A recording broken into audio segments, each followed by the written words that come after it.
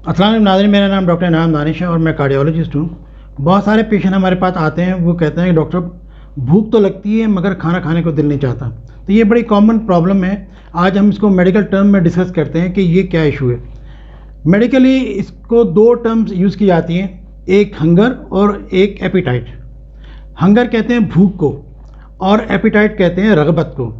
यानी कि जब हम बहुत देर तक खाना ना खाएं तो हमारे जिस्म में डिमांड पैदा होती है, खाने की ज़रूरत महसूस होती है और उसकी मुख्तलिफ़ अलामात होती हैं। तो इसको हम भूख कहते हैं। भूख में कुछ भी खा लें तो पेट भर जाता है, आदमी की भूख ख़त्म हो जाती है। एपिटाइट का ताल्लुक जो है रग़बत से है कि दिल चाह रहा है खाने को या नहीं चाह रहा है। तो ये आज हमारा मेन टॉपिक है जिसको हम डिस्कस करेंगे।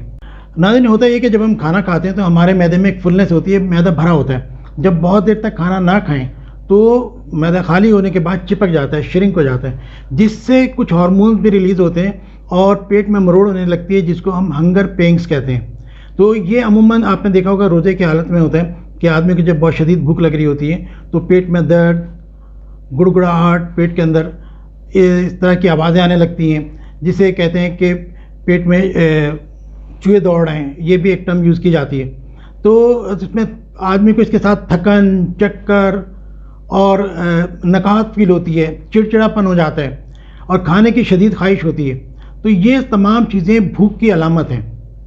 जो ही आप खाने को कुछ दे देते हैं तो भूख ख़त्म हो जाती है। वो उसमें आम तौर पे आदमी को डिमांड नहीं करता है कि मुझे क्या खाना है क्या नहीं खाना है, वो सिलेक्टिव नहीं होता। कुछ भी दे दें जब पेट भर जाए तो ये ही उसके लिए काफ़ी होता है। अब आते हैं लॉस ऑफ एपिटाइट के ऊपर, यानी कि जो हमारी एपिटाइट है, ये रग़बत है खाने से, वो दो वजह से उसमें ख़राबी हो सकती है कि पेशेंट कहता है कि मेरे सामने खाना रखा है, मुझे भूख भी लग रही है मगर खाने को दिल नहीं चाह रहा। तो ये लॉस ऑफ एपिटाइट इसको हम कहते हैं। तो ये जिस्मानी वजूहात भी हो सकती हैं और मेंटल भी हो सकती हैं, नफ्सियाती जिसको कहते हैं। आम तौर पे तो जो कॉमन प्रॉब्लम है वो ये कि पेशेंट को जो छोटे मोटे इन्फेक्शन होते हैं, जैसे फ्लू है या फूड पॉइजनिंग हो जाती है या कोई बैक्टीरियल या वायरल इन्फेक्शन होता है, तो इसकी वजह से भी भूख ख़त्म हो जाती है, ये जिससे एपिटाइट कम हो जाती है। इस तरह बहुत सारी मेडिसिन हैं जिनमें ख़ास तौर पे एंटीबायोटिक्स हैं, ब्लड प्रेशर की दवाएं हैं, शुगर की दवाएं हैं, इनसे भी एपिटाइट कम हो जाती है, खाने की रग़बत कम हो जाती है। कॉन्स्टिपेशन, कब्ज़ जो है बहुत बड़ी एक वजह है भूख ना लगने की या रग़बत ना होने की। गर्ड जिसे कहते हैं हम कि रिफ्लक्स डिजीज जो होती है कि खाना खाने में जलन होती है, उसकी वजह से आमतौर पे लोग इसको एसिडिटी भी कहते हैं, इसकी वजह से भी भूख ख़त्म हो जाती है। उसके अलावा और कुछ क्रॉनिक डिजीज़ हैं जो कि चल रही होती हैं, जैसे सबसे इम्पॉर्टेंट हार्ट फेलियर है।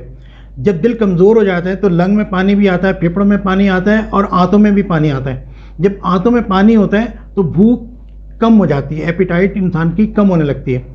तो ये इसीलिए कि जैसे लंग में पानी है, इसी तरीके से आंतों में भी पानी होता है और भूख जो है कम हो जाती है। इसके अलावा थायराइड डिजीज़ जो है, हाइपोथायराइड हो या हाइपरथायराइड हो, दोनों सूरतों के अंदर, दोनों सूरतों में भूख कम हो जाती है।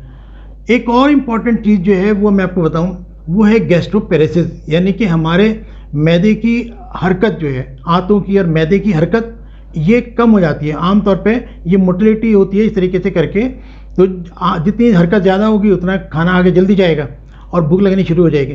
तो कुछ कंडीशन ऐसी हैं जिनमें ये गैस्ट्रोपेरेसिस होती है। ख़ास तौर पे जो ऑयली फूड अगर हम लें जिसमें चिकनाई होती है तो उससे मैदा स्लो हो जाता है और कुछ बीमारियों के अंदर भी स्लो होता है। तो इसी तरह एस्थमेटिक पेशेंट होते हैं या सीओपीडी के पेशेंट हैं, ओल्ड एज के पेशेंट मोस्टली कंप्लेन कर रहे होते हैं कि उनको रग़बत नहीं है खाने से, खाना सामने रखा होता है लेकिन नहीं खाते हैं। तो ये भी हो सकता है कि ओल्ड एज की वजह से कुछ हार्मोन्स मैदे के अंदर रिलीज़ नहीं होते या कम होते हैं, जिनसे ये हमें एपिटाइट कम हो जाती है। साइकोलॉजिकली यानी कि नफ्सियाती तौर पे जो कंडीशन है जिनमें ये रग़बत कम होती है, एपिटाइट कम होती है, उसमें स्ट्रेस है, एंग्जाइटी है, टेंशन है, डिप्रेशन है और एक डिजीज़ है डिप्रेशन से रिलेटेड जिसको एनोरेक्सिया नर्वोसा कहते हैं। इसमें क्या होता है कि पेशेंट को फील होता है कि उसका वेट बहुत ज़्यादा है और वो एक तो कम से कम खाने की कोशिश करता है और अगर खा भी ले तो वोमिटिंग कर देता है, खाना खाने के बाद वोमिटिंग कर देता है या ऐसी मेडिसिन लेता है जिससे उसको मोशन हो जाए।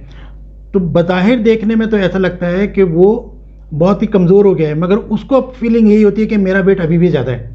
तो इसे एनोरेक्सिया नर्वोसा कहते हैं। ये एक साइकेट्री की प्रॉब्लम है, टेंशन की वजह से होती है। अब ये है कि इसका ट्रीटमेंट क्या किया जाए कि ये लॉस ऑफ एपेटाइट है या भूख कम लग रही है, तो इसके लिए हम क्या कर सकते हैं। सबसे पहले तो ये कि पेशेंट की मेडिसिन रिव्यू करें कि कौन सी ऐसी मेडिसिन है जो ज़्यादा ये प्रॉब्लम कर सकती है।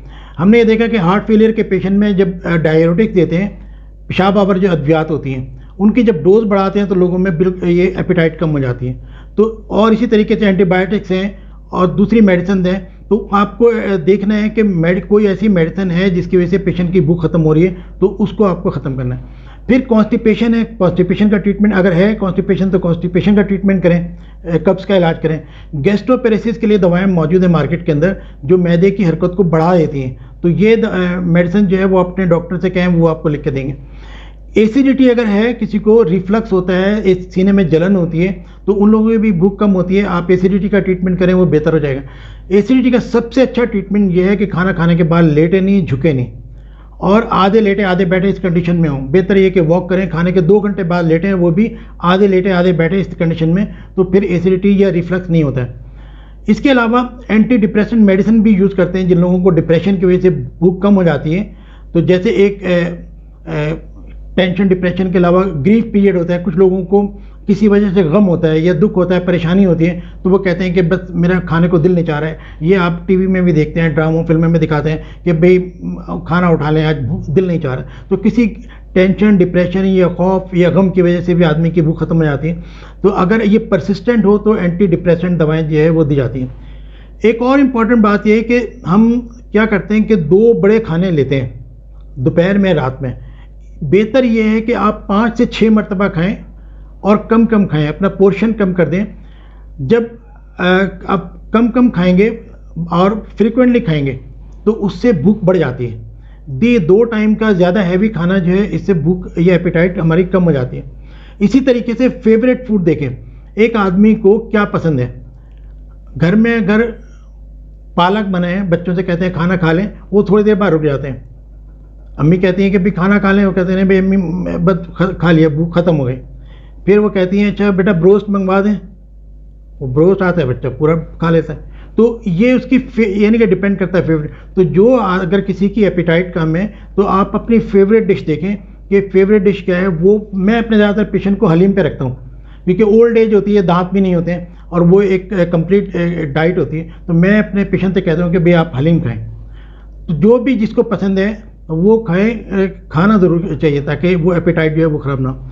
इसके अलावा वाइटामिन हैं, वाइटामिन का बड़ा रोल है, ख़ासतौर पे विटामिन B1, B2, B6 और जिंक का बड़ा रोल है इसके अंदर।